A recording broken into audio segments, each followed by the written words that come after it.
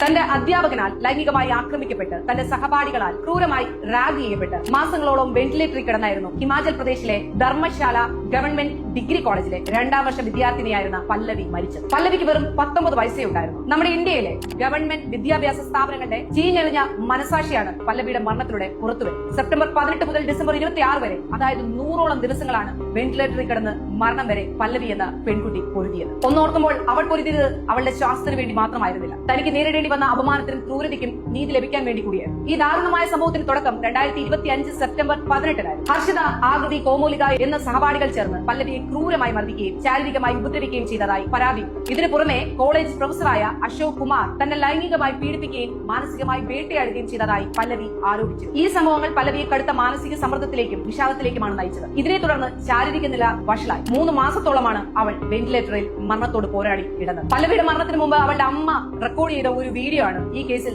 നിർണായക തെളിവായി മാറിയത്. എന്നാൽ പല്ലവി വെന്റിലേറ്ററിലായിരുന്ന 3 മാസക്കാലം അവളുടെ മൊഴി രേഖപ്പെടുത്താൻ പോലീസ് തയ്യാറായില്ല. മുഖ്യമന്ത്രിയുടെ സങ്കൽപ് സേവാ ഹെൽപ്പ് ലൈൻ വഴി നേരത്തെ തന്നെ പരാതി നൽകിയിട്ട് പോലീസ് അത് വേണ്ടത്ര ഗൗരവത്തിൽ എടുത്തിട്ടില്ല. സെപ്റ്റംബറിൽ തുടങ്ങിയ പീഡനങ്ങളിൽ പല്ലവി മരിച്ചതിനു ശേഷം ജനുവരിയിലാണ് പോലീസ് എഫ്ഐആർ രജിസ്റ്റർ ചെയ്തത്. കോളേജ് ക്യാമ്പസിനുള്ളിൽ വെച്ച് ക്രൂരമായ റാഗിങ്ങും ലൈംഗിക പീഡനവും നടന്നിട്ടും തങ്ങൾ അറിഞ്ഞില്ല എന്നാണ് കോളേജിന്റെ വാദം. പല്ലവി 1ാം വർഷ പരീക്ഷയിൽ പരാജയപ്പെട്ടുവെന്നും അതിനാൽ ഓഗസ്റ്റ് മുതൽ അവൾ കോളേജിലെ വിദ്യാർത്ഥിനി അല്ലായിരുന്നുവെന്നും പറഞ്ഞ് ഉത്തരവാദിത്തത്തിൽ നിന്ന് ഒഴിയാനാണ് അധികൃതർ ശ്രമിക്കുന്നത്. ഒരു 2ാം വർഷ വിദ്യാർത്ഥിനി ക്യാമ്പസിൽ വെച്ച് മർദ്ദനത്തിനിരയാവുമ്പോൾ ആന്റി റാഗിംഗ് സെല്ലും അധ്യാപകരും എവിടെയായിരുന്നു എന്ന ചോദ്യത്തിന് കോളേജിന് വ്യക്തമായ മറുപടിയൊന്നും തരാനും സാധിക്കില്ല. നിലവിലെ റിപ്പോർട്ടുകൾ പ്രകാരം പ്രധാന പ്രതിയായ പ്രൊഫസർ അശോക് കുമാറിനെ പോലീസ് അറസ്റ്റ് ചെയ്തിട്ടില്ല. 2026 ജനുവരി 3-ന് ധർമ്മശാലയിലെ സെഷൻസ് കോടതി പ്രൊഫസർ അശോക് കുമാറിന് ഇടക്കാല ജാമ്യം അനുവദിച്ചു. ജനുവരി 12-ന് കേസ് വീണ്ടും പരിഗണിക്കുന്നത് വരെ അശോകിനെ അറസ്റ്റ് ചെയ്യരുതെന്ന് കോടതി പോലീസിന് നിർദ്ദേശം നൽകിയിട്ടുണ്ട്. കേസിലെ മറ്റു പ്രതികളായ ഹർഷിത, ആകൃതി, കോമോലിക എന്നിവരെ പോലീസ് ചോദ്യം ചെയ്തു വരികയാണ്. നിലവിൽ ഇവരുടെ അറസ്റ്റും രേഖപ്പെടുത്തിയിട്ടില്ല. ഒരു അധ്യാപകൻ എന്നത് ഒരു കുട്ടിയുടെ വഴികാട്ടിയും സംരക്ഷകനുമാണ്. എന്നാൽ ധർമ്മശാല ഗവൺമെന്റ് കോളേജിലെ അശോക് കുമാർ എന്ന പ്രൊഫസർ